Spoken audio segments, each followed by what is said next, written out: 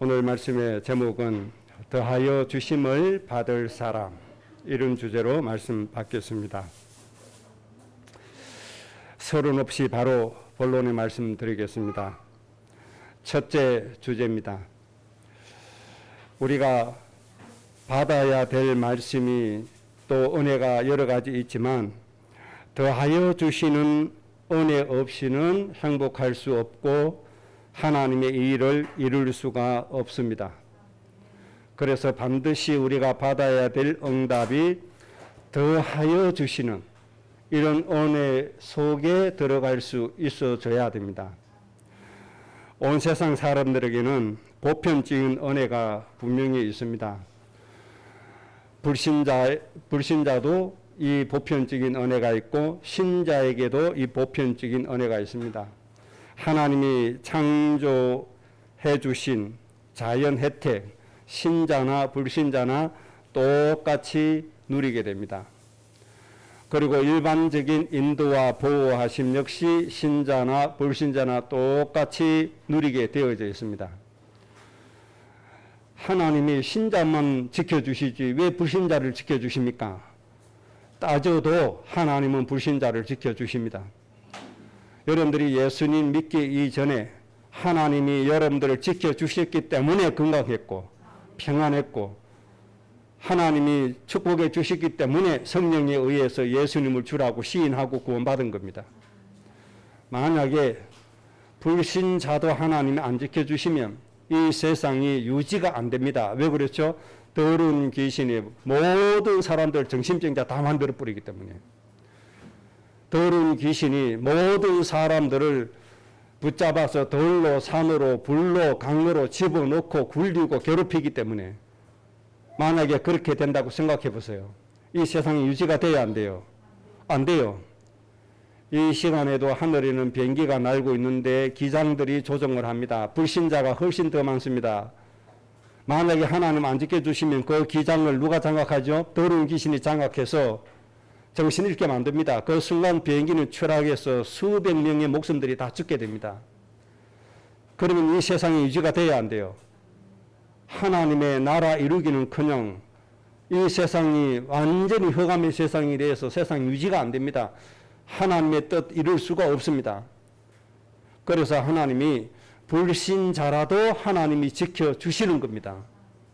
우리는 흔히 하나님 믿는 사람은 하나님이 축복하고 불신자는 하나님이 미워하신다. 이래 단순하게 생각하는데 그렇지가 않습니다. 하나님 편에서 생각 좀 해보세요. 신자나 불신자나 하나님의 형상대로 지음받은 사람들입니다. 다만 구원받은 사람은 흑암에서 해방됐을 뿐이고 구원받지 못한 사람은 아직도 마귀의 자식으로 고통받고 있을 뿐입니다. 쉽게 예를 들면 이런 겁니다. 우리의 요즘은 2사람, 3사람, 1사람 이렇게 낳지 않잖아요. 우리 자식 중에 하나가 상자처럼 집 나가버렸어요. 집 나가면 어떻게 되죠? 부모의 언덕은 없습니다. 흑암밖에 없잖아요. 깡패들이 붙잡혀 가서요. 앵벌이 시킵니다. 지하철 껌 팔아라. 소매치기 시킵니다. 이렇게 시달리고 살아야 돼요. 요즘은 껌팔이 정도가 아니죠. 뭐 합니까? 마약 장사시키잖아요. 우리 자식이 이렇게 끌려갔어요. 못된 놈에게 끌려가지고 온갖 나쁜 짓을 할 수밖에 없는 상황이 지금 되어 있는 겁니다. 우리 자식이 거기에 빠졌다는 거 알고 있어요. 어느 부모가 그 자식을 외면하겠습니까? 내 자식이 그런데 빠져서 고통받고 있는데 내가 알고 있어요. 어디 있는지도 알아요. 외면할 사람 손 들어보세요. 아무도 없죠. 가슴이 미어 터집니다. 온 힘을 동원해서 뭐 하죠? 찾아내려고 할 겁니다. 하나님도 마찬가지입니다. 하나님의 백성들이 흑암에 매여서 그렇게 고통받고 있는 거예요. 그래서 하나님이 그들을 구원하시려고 하는데 먼저 누구를 세우세요? 먼저 세우신 하나님의 자녀들에게 그 사명을 주셨다 이 말입니다. 천사를 통해서 하신 것이 아니죠. 먼저 구원하신 사람을 통해서 그들의 영혼을 살리려고 하시는 겁니다. 이렇게 하나님의 보편적인 은혜는 신자나 불신자나 똑같이 받아 누리는 겁니다. 심지어 귀신에게 해방되는 은혜도 불신자도 누리게 되어집니다. 신자만 누리는 게 아닙니다. 실제로 우리 형제 중에서 우리 제일 형이 실제로 더러운 귀신에 시달려서 온갖 고통을 15년 이상 당했습니다. 성경에 기록된 그대로 당했습니다. 귀신이 사람을 잡아서 어디를 끌고 갑니까? 산으로 돌로 끌고 다녔잖아요. 우리 형이 4일 동안 돌로 산으로 온데 더러운 귀신에 끌려 다녔습니다. 나중에 만났는데 옷이 다 찢어졌습니다. 온 산으로 끌고 다녔는데 4일밖에 아닌데 온몸에 상처가 다 났습니다. 그때부터 귀신에게 시달려서 온갖 고통받고 살았습니다. 이런 우리의 가문 놓고 제가 서울에서 사람들이 저에게 교회에 설립할 수 있는 공간도 만들어 준다고 했어요. 그거 마다하고 우리 가문부터 살리자. 그래서 울진으로 내려온 겁니다. 고향에. 4월 달에 내려왔거든요. 3월 말부터 귀신에게 그렇게 시달리던 우리 형이 괜찮아져 버렸어요. 그래서 건축 일을 했는데 이 예배당을 지었어요. 돈 된 게 아니고 짓는 일을 했다 이 말입니다. 그러는 후에 제가 복음을 전했어요. 하나님 자녀가 되어야 행복하다. 예수님 영접하고 하나님 자녀부터 되자. 그랬더니 하는 말, 나도 하나님 자녀 되고 싶다. 그런데 예수님이 안 믿어진다. 안 믿어지는 걸 나보러 어떻게 하라는 말이냐. 그러는 거예요. 그 얘기 듣는 순간, 아, 이거 지금 내가 강요한다고 될 일이 아니구나. 정말 성령께서 믿게 해주셔야 되구나. 그때를 위해서 기도해야 되구나. 그렇게 하면 이때까지 있는 겁니다. 그런데 형 괜찮아요. 더러운 귀신에 시달린 거 다 없어졌어요. 아직 불신자인데 분명히 하나님께서 해결해 주셨잖아요. 우리 어머니가 아들 그 귀신에게 시달리는 거 고쳐보려고 우리 어머니도 안 믿으면서 새벽에 교회도 데려가고 모든 일을 다 했습니다. 그건 됩니까? 안 되잖아요. 어느 날 하나님이 우리의 기도를 들으시고 안 믿는데 하나님이 더러운 귀신을 쫓아내 주신 거예요. 본인 입으로 하나님 안 믿어진다고 했어요. 그런데도 하나님께서 축복해 주셨어요. 본인뿐만 아니고 그의 자식들 하나님 다 축복해 주세요. 잘 믿냐? 잘 믿는 거 아니에요. 그리고 선을 많이 쌓았냐? 우리 형수는 선을 쌓은 것이 별로 없어요. 그런데 자식들 다 잘 돼요. 불신자인데. 이걸 보면 하나님이 불신자도 그렇게 사랑하시는구나 알 수 있어요. 불신자도 하나님이 축복해 주시는 거나 알 수 있다니까요. 그래서 하나님이 주신 일반적인 은혜 신자나 불신자 똑같이 누립니다. 더러운 귀신에서 해방되는 은혜 신자나 불신자나 똑같이 누립니다. 그러면 예수님 믿는 사람이 귀신에게 안 시달립니까? 또 그렇지도 않다 이 말입니다. 복음 가장 잘 누린다는 우리 단체 안에 많은 사모들이 귀신에게 직접 고통받고 시달리는 사람 많은 있었잖아요. 실제적으로. 구원받았다고 이게 없습니까? 아니라 이 말이에요. 물론 거기에는 하나님의 계획이 있지만 하나님의 계획에 의해서 욥에게 사탄이 간섭하게 하신 것처럼 하나님이 하신다 이 말이에요. 물론 그것도 다 은혜지만.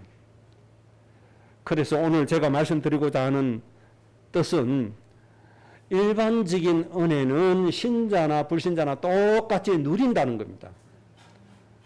그런데 중요한 건 이 일반적인 은혜 가지고는 안 된다는 겁니다. 이 일반적인 은혜 가지고는 하나님의 일을 이룰 수 없고 내 인생을 진짜 세상의 빛으로 나타낼 수 없고 내 인생을 하나님의 의도하신 그 행복을 온전히 누릴 수가 없다. 그래서 중요한 건 하나님께서 더하여 주시는 은혜를 받는 사람이 돼야 된다는 겁니다. 여러분은 정말 하나님이 모든 것을 더하여 주신다. 오늘 본문 말씀에 말씀하셨으니까 모든 것을 더하여 주시는 축복을 받는 주역이 되시기 바랍니다. 오늘은 이 응답을 놓고 예배하고 하나님 앞에 말씀을 사모하는 겁니다. 하나님이 오늘 더하여 주신다고 했는데 더하여 주시는 은혜가 어느 정도로 크냐? 인간 중에서 솔로몬만큼 부귀영화 누린 사람이 없습니다. 그런데 오늘 말씀에 이 솔로몬보다 더 큰 것들을 너에게 주겠다는 겁니다. 솔로몬에게 주셨던 그 은혜보다 더 큰 은혜를 너희에게 뭐 하시겠다? 더하여 주시겠다는 겁니다.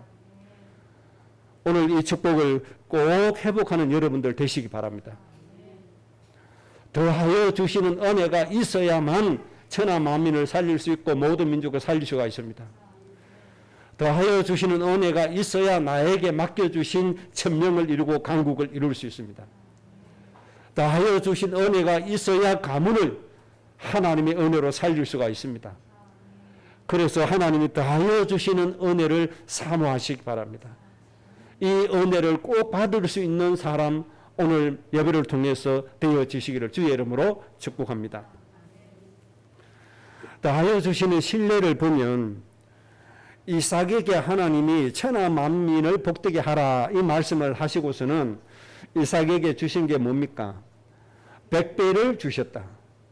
그리고 셈의 권한을 주셨다. 그렇게 말씀했습니다. 똑같은 지역인데 블레셋 사람이 파면은 물이 안 나와요. 똑같은 땅인데 이삭의 일꾼들이 파면 샘이 터져요. 그 하나님이 더하여 주시면 이렇게 되어지는 겁니다. 하나님이 이삭에게 뭐 해 주셨다? 더하여 주셨다. 이삭처럼 100배 셈의 권한을 더하여 주시는 은혜 꼭 여러분 것으로 삼으시기 바랍니다. 애굽에서 노예 생활하다가 해방된 이스라엘 백성에게 하나님이 더하여 주신 게 뭡니까? 신명기 1장 11절에 현재보다 1000배나 많게 하시며 몇 배나요? 1000배나 많게 하셨다. 이 더하여 주시는 은혜가 있어야 가나안 땅 정복하고 모든 민족을 살릴 수가 있는 겁니다. 그러나 하나님 우리 후대에게 지혜를, 학업의 능력을, 기능과 은사를 현재보다 몇 배나? 1000배나 더하여 줄 것이다. 하나님이 이 은혜 주실 겁니다. 우리 후대가 이 은혜로 살아야 돼요. 우리 모든 성도들이 이 은혜로 살아야 돼요. 건강도 1000배, 평안함도 1000배, 환경도 1000배, 경제도 1000배, 모든 부분에 현재보다 1000배나 많게 하셨다. 이 더하여 주시는 은혜가 여러분에게 있어지기를 바랍니다. 솔로몬에게 더하여 주신 은혜는 뭡니까? 전에도 없었고 후에도 없는 유일한 은혜를 하나님께서 허락해 주셨다. 전에도 없고 후에도 없을 유일한 은혜. 솔로몬이 받았습니다. 어떻게 해요? 뭐 때문에? 1000번째 드림으로. 그 1000번째 내용이 중요합니다. 누구를 위해서? 하나님의 백성을 위해서. 이때 하나님이 전에도 없었고 후에도 없는 더하여 주시는 복을 내려주셨다는 사실입니다. 여러분의 인생이 꼭 이렇게 되시기를 주의 이름으로 축복합니다. 선지자 엘리사 욕심이 많은가 봐요. 엘리야 선지자의 그 능력, 엘리야 선지자가 어마어마했잖아요. 거짓 선지자 850명과 대결해서 혼자서 850명 이겼잖아요. 그리고 그들 다 죽였잖아요. 3년 6개월 동안 비가 내리지 않는데 이슬도 내리지 않은 이 가뭄을 잠시 기도함으로 소낙비가 내리게 만들었잖아요. 이런 능력, 달려가는데 말이 끄는 마차보다도 더 빨리 달려갈 수 있는 육체적인 힘, 어마어마했잖아요. 이런 것들이 너무 좋았던지 엘리야 스승님의 그 능력, 그 성령의 능력의 갑절을 나에게 달라 요구를 하죠. 엘리야가 처음에 거절했습니다. 따라오지 마라, 따라오지 마라. 3번이나 거절했죠. 끝까지 따라갑니다. 끝내는 받고야 말았습니다. 참 대단하죠. 엘리야의 갑절의 능력을 받았습니다. 어쨌든 좀 부정적인 것입니다만은 더하여 주는 걸 받긴 받았어요. 이걸 받아가지고 제일 처음에 한 일이 뭐라고요? 아이들이 대머리라고 놀린다고 여호와의 이름으로 저주해서 불곰이 나와가지고 앙콤이 나와서 아이를 몇 명이나 죽였다고요? 42병이나 죽이게 되는 이런 능력을 행했어요. 이게 하나님 백성의 권세입니다. 이게 엘리야처럼 놀리는 아이를 죽이는 데 쓰면 안 돼요. 사람을 살리는 데 써야지. 안 그렇습니까? 사람을 복되게 하고 사람을 축복되게 하는데 이 권세를 써야지. 그 어마어마한 능력을 갑줄로 받아가지고 자기 체면 깎았다고, 자기 놀렸다고 아이들을 저주해서 단번에 42명 곰에 찢겨서 죽게 할 겁니까? 이런 능력은 여러분 절대 받지 마시고, 그런 욕심이 있음에도 불구하고 하나님이 더하여 주셨다 이 말입니다. 그러니까 더하여 주심을 받는 은혜는 어렵지 않다. 하나님이 더하여 주시는 은혜 줄 사람을 찾고 계신다. 그럼 잘 좀 이해를 하셔야 됩니다. 그래서 여러분의 인생은 하나님이 더하여 주시는 대상이 되어져야 됩니다. 다르게 표현하면 하나님이 더하여 주시는 이유를 가지는 사람이 되어야 됩니다. 이게 이제 중요하죠. 하나님이 더하여 주시는 이유를 가지는 사람, 이런 사람이 여러분이 꼭 되어질 겁니다. 두 번째 주제입니다. 하나님이 누구에게 모든 것을 다하여 주시는가? 누구에게 솔로몬이 누렸던 부귀 영화보다도 더하여 주시는가? 이게 이제 중요하잖아요. 그래서 오늘 말씀에 너희는 먼저 나라와 의를 구하라. 그리하면 너희에게 모든 것을 더하여 주시리라. 그렇게 말씀했습니다. 누구에게 더하여 주십니까? 그의 나라, 하나님의 나라와 의를 구하는 사람에게 하나님이 더하여 주신다. 그렇게 말씀해 주셨습니다. 하나님의 나라의 뜻이 무엇인가 먼저 정리 좀 하겠습니다. 여기에서 말씀하시는 하나님의 나라, 성경은 구약은 히브리어로 기록이 되어졌고 신약 말씀은 헬라어로 기록이 되어졌습니다. 구약 말씀은 예수님 오시기 이전에 기록된 것을 구약 성경이라고 하고 예수님 오신 이후에 기록된 걸 신약이라고 그렇게 말씀을 합니다. 마태복음은 예수님께서 직접 하신 말씀입니다. 오늘 본문의 말씀은 헬라어로 기록된 말씀인데 여기에서 하나님 나라는 헬라어 바실레이아입니다. 바실레이아. 지배권과 통치를 의미하는 겁니다. 통치. 하나님이 통치하는 것을 의미하는 겁니다. 창세기 1장 28절에 하나님이 천지를 창조하시고 인간을 창조하시고 인간에게 안식을 주시면서 하신 말씀이 너희는 뭐 해라? 생육부터 해라. 너희는 번성해라. 너희는 충만하라. 너희는 정복해라. 그리고 뭐 해라? 다스리라. 그렇게 말씀해 주셨습니다. 이것이 바로 하나님의 통치입니다. 하나님이 인간에게 주신 참 안식과 행복과 축복이 다스리게 해라. 하나님이 인간에게 주신 축복이 내 마음속에서 내 삶 속에서 우리 가정에서 생성되게 해라. 번성되게 해라. 정복되게 해라. 충만하게 해라. 그리고 마지막이 뭐예요? 하나님의 이 축복이 다스리도록 만들어라. 이게 하나님의 나라인 겁니다. 그래서 오늘 우리가 더 넓은 세상을 놓고 기도해야 됩니다. 이 대한민국을 누가 다스려야 됩니까? 인간을 행복하게 하시는 하나님의 은혜가 다스려지게 기도해라는 겁니다. 우리 가문에 대대로부터 우상 섬기던 그 흑암이 다스리는 그런 가문이 아니고 인간을 해방시키시고 인간을 행복하게 하신 이 은혜가 가문을 다스리도록 해라. 우리 가정에 분란이 일어나고 갈등이 일어나는 이 가정에 하나님의 평화로우신 예수 그리스도의 은혜가 생성되어지고 번성되어지고 충만해지고 정복되어지고 다스리게 만들어라. 이것을 기도하라는 겁니다. 그렇게 해서 뭐 하라는 거죠? 인간을 살려라. 사람들을 행복한 나라로 만들어라. 하나님의 창조의 목적, 인간을 행복하게 만드시고 안식, 평화로 인간을 살도록 하신 하나님의 이 목적, 이것이 뭐 하도록요? 먼저 생성이 되어져야 되잖아요. 생육이 되어져야 되잖아요. 그리고 뭐 해야 돼요? 점점 번성해져야 됩니다. 그래서 온 가정에 뭐가 충만해져야 돼요? 하나님의 이 은혜가 충만해지도록 기도해야 됩니다. 인간을 행복하게 하는 은혜가 충만해야지, 이 은혜 없이 경제가 충만하면 이삭 가정처럼 칼부림 나게 되는 겁니다.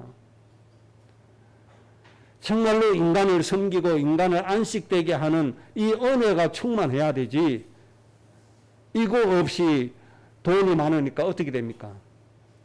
오히려 가정이 불행하게 되잖아요. 그래서 하나님이 뭐 해라? 하나님의 나라를 구해라. 하나님이 통치하심을 구해라. 그렇게 말씀해 주신 겁니다. 그래서 우리는 이 세상에 있는 모든 인간들을 구원하고 하나님을 알고 경배하는 인간이 될 수 있도록, 그런 하나님의 은혜가 이 땅에 임하도록 우리가 뭐 해야 돼요? 기도해야 된다 이 말입니다. 이 하나님의 나라를 먼저 구해라. 그래야 하면 모든 것을 너희에게 다하여 주시는데, 어느 정도로요? 솔로몬의 그 영광이 덜풀보다도 못한다. 그런데 너희는 이 덜풀보다도 더 귀하다. 솔로몬보다 더 귀한 것을 주신다 이 뜻이잖아요. 이것이 여러분의 증거가 되어져서 모든 사람들에게 영향을 주게 될 겁니다. 그 다음에 이 하나님의 구원의 축복과 같이 동시에 또 구하라고 한 게 있죠. 그게 뭡니까? 의라고 하는 겁니다. 의. 하나님 나라를 구하고 하나님의 의를 구해라. 그렇게 말씀했습니다. 이 의라고 하는 단어, 헬라어 디카이오시네라고 하는 단어입니다. 디카이오시네라고 하는 단어인데, 각자에게 책임으로 주어진 정의와 도덕이 말하는 겁니다. 각자에게 책임으로 주어진 정의, 공의, 이것을 의라고 얘기하는 겁니다. 정의가 뭡니까? 공동체를 위해서 마땅히 내가 해야 할 도리, 의무란 말입니다. 의무. 공동체를 위해서 내가 반드시 행해야 될 의무. 그래서 각 나라마다 의무가 있어요, 없어요? 의무가 있잖아요. 우리나라는 의무 있습니까, 없습니까? 있잖아요. 교육시키는 거 절대적인 의무입니다. 나라 지키는 국방의 의무 절대적인 겁니다. 납세의 의무, 그 다음에 근로의 의무가 있는 겁니다. 이거는 반드시 해야 됩니다. 근로도 의무입니다. 의무. 나 일하기 싫어. 일 안 해. 나 그냥 놀 거야. 그거는 의무를 저버리는 겁니다. 이처럼 하나님께서 오늘 말씀하신 의, 디카이오시네, 각자에게 책임으로 주어진 정의라 이 말입니다. 각자에게 책임으로 주어진 정의를 위해서 뭐 해라? 기도해라. 그래 하면 이 모든 것을 너희에게 다하여 주시리라. 그렇게 말씀했습니다. 저는 어릴 때부터 교회에서 배운 게 하나님 자녀의 나라 이것만 배웠어요. 예수 믿고 우리가 누려야 될 축복 이것만 배웠어요. 예수 믿는 자에게 주어지는 책임, 이거는 공부해 본 적이 없고 들어본 적이 없어요. 신학교에서도 이거 안 했어요. 전도 배우는데 교회 부흥시키기 위해서 전도 배웠지, 의에 의한 전도를 배운 적이 없어요. 전도란 사명, 봉사란 사명, 헌신한 단어 수도 없이 들었는데, 하나님이 주신 디카이오시네에 의한 그 의무가 아닌 그냥 나를 위한 거, 내 복을 위한 거, 그걸 배웠다 이 말이에요. 우리는 정확하게 두 가지를 분명히 해야 됩니다.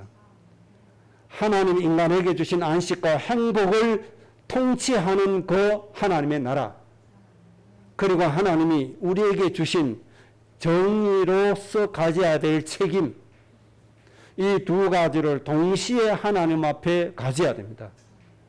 하나님 자녀로서 이 땅에서 해야 될 책임이 분명히 주어졌다는 겁니다. 이것을 하나님 앞에서 구해라, 그 말입니다. 안타까운 것은 우리나라는 이 정의, 공의, 이 의, 이것이 다 무너지고 없어요. 특히 한국의 정치에는 이 의와 정의, 공의 이거 찾아볼 수가 없습니다. 공동체를 위한 책임을 찾아볼 수가 없습니다. 수도권의 폭우로 인해서 많은 인명이 희생되었죠. 재산적인 피해도 많죠. 이재민도 많이 일어났죠. 그런데 여당의 어떤 국회의원이 봉사한답시고 수해 현장에 가서 하는 말, 사진 이쁘게 나오도록 비가 좀 왔으면 좋겠다. 참 철없는 말을 했죠. 뭡니까? 내가 수해 현장에서 이렇게 멋지게 봉사했다. 나중에 선전하기 위해서 비가 좀 오는데 사진 찍혔으면 좋겠다. 뭔 얘기입니까? 다음 선거 때 요거 좀 활용해야 되겠다. 그 말이잖아요. 제정신이 있는 사람이면 이런 생각 못합니다. 이번 뒤에 희생된 사람이 낸 세금으로 자기들이 세비 받고 활동하고 있다는 걸 생각해 보세요. 이재민이 낸 세금으로 자기들이 돈 받고 먹고 산다고 생각해 보세요. 어떻게 입에서 그런 소리가 나옵니까? 뭐밖에 없습니까? 선전 잘해서 내가 이렇게 한 거 국민에게 나타내서 나중에 또 표 얻어야지. 욕심보잖아요. 이런 공의가 없는 사람은 지도자가 될 수 없습니다. 사과한다고 기자들 앞에서 섭두군요. 무릎 꿇어 빈다고? 그거 완전 거짓말이죠. 무릎 꿇고 빚니까? 입으로만 그러잖아요. 입으로만. 여기서 좀 피해보자 이거죠. 진짜 국민들에게 빌면은 뭐 해야 돼요? 의원직 사퇴를 해야 됩니다. 여러분 똑똑히 기억하고 있다가 그런 사람들을 절대로 찍어주지 마세요. 정치개혁 국민들이 이뤄내야 됩니다. 정말 어떻게 해야 됩니까? 자기 스스로 국회의원직 사직해야 되고 사퇴해야 되고,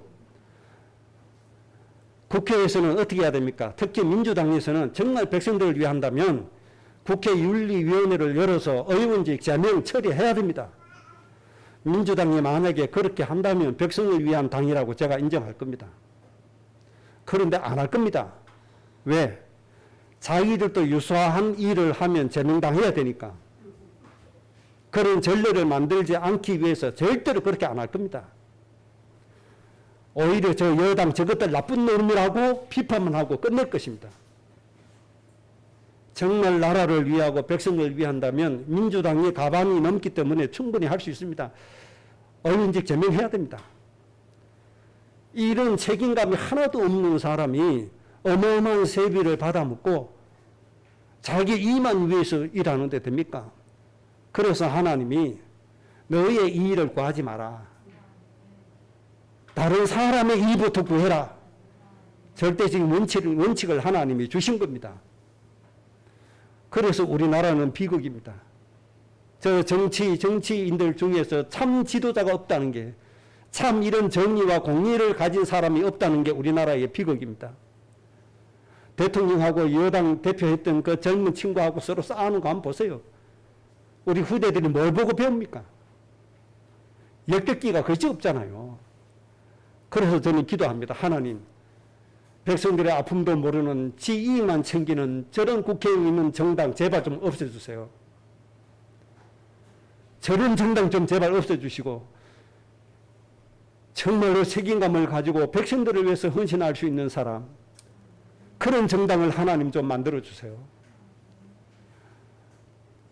정말 하나님 언젠가는 이루어 주실 줄로 믿습니다. 저는 인간적인 동기가 아니거든요. 정말 이 백성들을 위해서 정말 그렇게 울부짖고 싶거든요. 여러분 정말 하나님의 의를 위해서 기도하는 사람 되시기 바랍니다.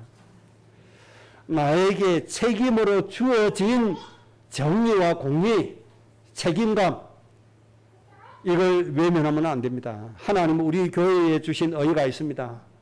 할 도리가 있습니다. 그걸 잘 해야 됩니다. 하나님 스스로의 책임도 있습니다. 하나님의 책임은 뭡니까? 요한복음 3장 16절입니다. 하나님의 책임은 에덴 동산에서 쫓겨나서 마귀의 자식으로서 죽어가는 이 세상을 보실 때 하나님의 책임은 요한복음 3장 16절이라니까요.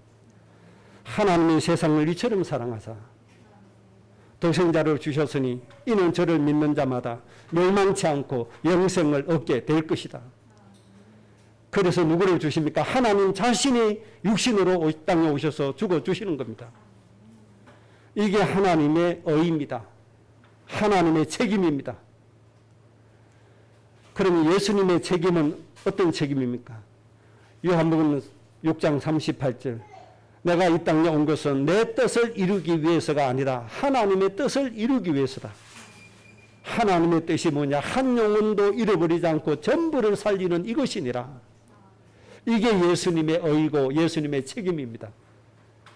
그러면 우리에게 주신 의와 책임과 정의와 공의는 뭡니까? 창세기 12장 3절입니다. 내가 너를 복의 근원으로 세웠다. 너로 말미암아 모든 민족이 복을 받을 것이니라. 창세기 17장입니다. 너는 내 앞에서 완전하게 행하라. 정직하게 행하라. 너와 나 사이에 언약을 세우겠다. 너는 모든 민족의 아버지가 되라. 모든 민족의 어머니가 되라. 모든 사람들의 부모의 역할을 감당해라. 이것이 우리에게 주어진 공의와 정의입니다. 그리고 책임입니다. 이것을 구해라 이 말입니다. 사도행전 1장 8절에 땅끝까지 이르러 누구의 정인이 되어야 됩니까? 예수님의 정인이 되어져라. 이사야 49장 6절에 우리를 무엇으로 세웠습니까? 이방인의 빛이다. 구원을 어디까지 전달시켜라? 땅끝까지 전달시켜라. 이것이 우리의 정의요 우리의 공의인 겁니다. 이 의를 뭐해라? 구해라. 그래하면 너희에게 모든 것을 다하여 주시리라. 하나님이 그렇게 말씀해 주셨습니다. 여러분의 도덕, 정의, 공의, 책임 오늘 꼭 찾으시기 바랍니다. 그리고 한 주가 지나기 전까지 여러분들 마음속에 내 공의가 뭔가 정리해 놓으시기 바랍니다. 하나님 앞에서. 내 책임이 뭔가 하나님 앞에서 정리해 놓으시기 바랍니다. 그 다음 세 번째 주제입니다. 중요한 부분이 되겠습니다. 그러면 하나님이 누구에게 다하여 주시느냐? 하나님의 나라와 의를 구하는 자, 그리고 조건을 붙여놓습니다. 어떤 조건입니까? 먼저라고 말씀하신 겁니다. 헬라어 프로토스라고 하는 단어입니다. 프로토스라고 하는 단어를 썼는데 모든 것보다 첫째로 하라 그 뜻입니다. 그 어떤 것보다도 첫 번째입니다. 최우선인 것이죠. 최우선. 그래서 하나님이 말씀하신 조건이 먼저 하나님의 나라, 먼저 하나님의 의를 뭐해라? 구해라. 그러하면 구하지 않은 것, 의식적 문제라든지 모든 것을 너에게 다하여 주실 것이다. 하나님은 지금도 살아서 역사하시는 하나님이십니다. 먼저 하는 것, 이것이 우리에게 제일 안 되어지는 부분입니다. 절대 먼저 안 하죠. 내 코가 석자다. 이런 말 하면서 하나님의 나라, 하나님의 의를 위해서 절대 먼저 안 합니다. 여러분 코가 석자가 먼저가 아닙니다. 하나님의 나라와 의가 먼저임을 하나님 앞에 고백하시기 바랍니다. 내 형편이 먼저가 아니라 이 말입니다. 하나님의 의가 먼저고 하나님이 나에게 주신 책임이 먼저인 겁니다. 만약에 하나님이 안 계시다면 내 코가 석자다 이 말이 먼저인 게 맞아요. 왜? 내가 알아서 살아야 되니까. 그런데 하나님 안 계신가요? 너희에 있어야 될 줄을 내가 안다 하시면서 지금도 살아서 역사하고 계십니다. 이 하나님은 우리의 앉고 일어서고 가고 서고 하는 모든 것을 주관하고 계십니다. 이 하나님 앞에서 우리가 먼저 해야 될 게 있어요. 그게 뭡니까? 의입니다. 의. 나에게 주어진 책임, 이거부터 먼저 해야 되는 겁니다. 여러분들 꼭 먼저 하시기 바랍니다. 그리고 저는 교회 운영할 때 먼저 합니다. 먼저. 재정 우선순위 먼저 하나님의 일입니다. 행정순위 먼저 하나님의 일입니다. 목사가 성도들이 사람이 먼저 절대로 하지 않습니다. 아마 이렇게 하는 교회는 거의 없을 겁니다. 그래서 우리 교회 운영 제일 먼저 뭐합니까? 첫째 주일 지나면 선교 현장으로 선교비 보내는 거 제일 먼저 합니다. 하나님의 백성들을 살리기 위해서 경제 지출하는 거 제일 먼저 합니다. 그 다음 단계 교회 운영을 위해서 합니다. 그 다음 마지막에 목회자의 생활, 맨 마지막에 그렇게 합니다. 하나님 앞에 먼저입니다. 그런데 목사님 순서가 하나님의 일이 먼저고 그 다음에 교회가 두 번째고 목사님은 세 번째니까 목사님 맨 마지막에 그래 하면 되는 거다. 이렇게 또 오해해버리면 안 됩니다.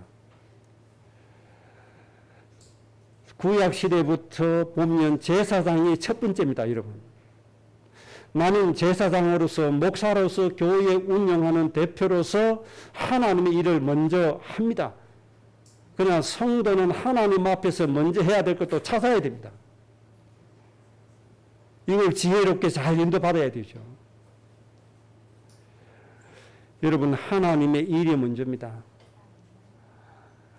누가 나를 화를 돋구었어요. 근데 그게 아주 못된 불신자예요. 내 화 푸는 게 문제가 아닙니다. 그 영혼의 생명에 빗대어 주는 게 먼저입니다. 이걸 먼저 하라 이 말입니다. 그 생명을 위해서 기도하고 그를 살리기 위해서 내가 먼저 하나님 앞에 예배하고 기도하는 겁니다. 이런 믿음의 모습을 하나님 앞에 보여주는 겁니다. 이 자세를 가지고 하나님 앞에 서는 겁니다. 그래서 하나님 앞에서만은 내 코가 석자다 이 말 절대로 하지 마세요.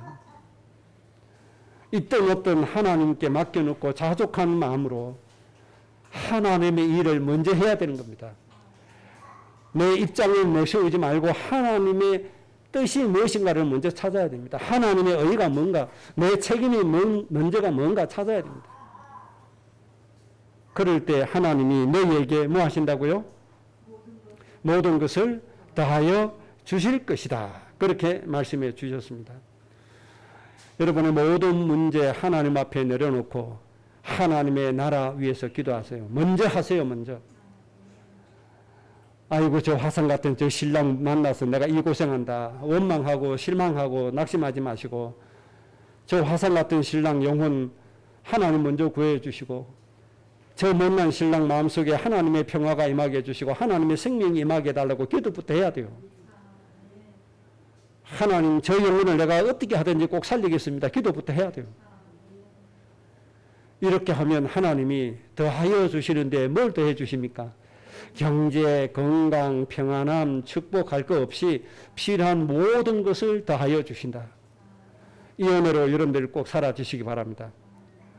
먼저 하지 않고 먼저 내 거 다 챙겨놓고 이제 남으면 이제 찔끔찔끔 하나님께 해놓고 하나님 앞에 내놓으라고 감치면 하나님은 그런 분이 아니시잖아요.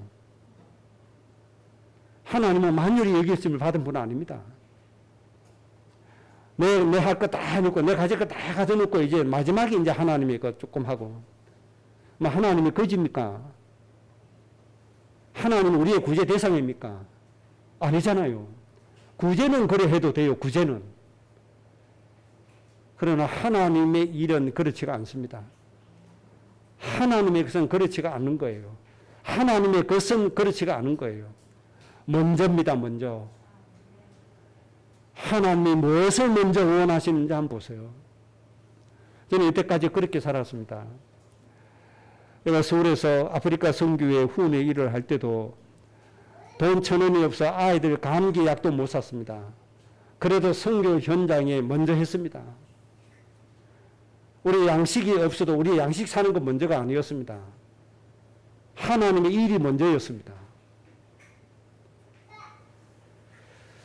하나님은 먼저 하라고 말씀해 주셨습니다.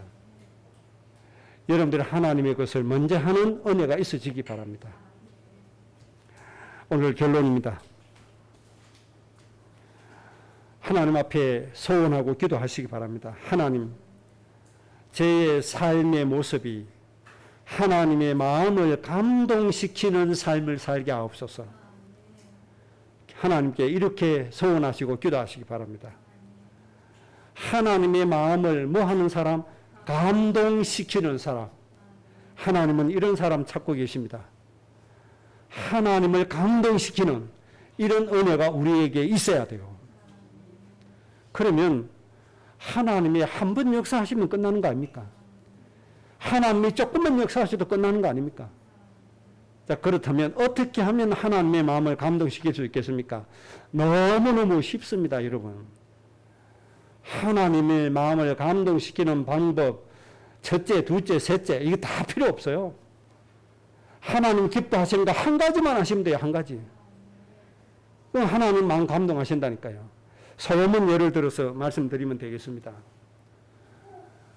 솔로몬이 하나님의 마음을 감동시켰는데 하나님의 마음이 얼마나 감동되셨는지, 네가 구하지 않은 부귀 영화를 내가 너에게 모든 것을 다 쏟아부어 주겠다. 전에도 없었고 후에도 없을 것이다. 이 정도로 하나님의 마음이 감동되었습니다. 이런 하나님의 마음을 감동시키는 여러분들 되시기 바랍니다. 그러면 솔로몬이 뭐 했습니까? 한 가지 잘했습니다. 하나님이 솔로몬에게 말씀했습니다. 너 원수 갚는 거 구하지 않고 내가 맡긴 백성을 위해서 구하니 참으로 너는 뭐하다? 축복받아 마땅하다. 이겁니다. 이 한 가지입니다. 솔로몬이 자기의 부귀 영화를 위해서 구하지 않았어요. 자기 필요한 거 구하지 않았어요. 자기 원수 갚는 거 구하지 않았어요. 뭘 구했습니까? 하나님이 맡겨주신 하나님의 백성. 어떻게 하면 저 백성들을 잘 이끌어갈 수 있습니까? 이 고민하면서 일천번제의 예배를 하나님께 드렸습니다. 저 백성을 위해서 일천번제 하나님께 예배할 때, 자기의 것을 구하지 않을 때 하나님의 마음이 감동이 되어서 구하지 않은 모든 것을 다하여 주셨다는 사실입니다. 여러분들도 똑같이 이 은혜 받아 누리시기를 바랍니다. 여러분을 위해서 구하지 말고 하나님의 백성을 위해서 구하시기 바랍니다. 그러면 하나님의 마음이 뭐 되죠? 감동이 되어지는 겁니다. 그러면 우리에게 필요한 모든 것을 다하여 주시게 될 것입니다. 그래서 여러분 가정에서 대한민국을 정말로 하나님의 축복으로 통치할 그런 지도자가 세워지시기를 주의 이름으로 축복합니다. 합심으로 기도하겠습니다. 오늘 말씀이 우리의 삶 가운데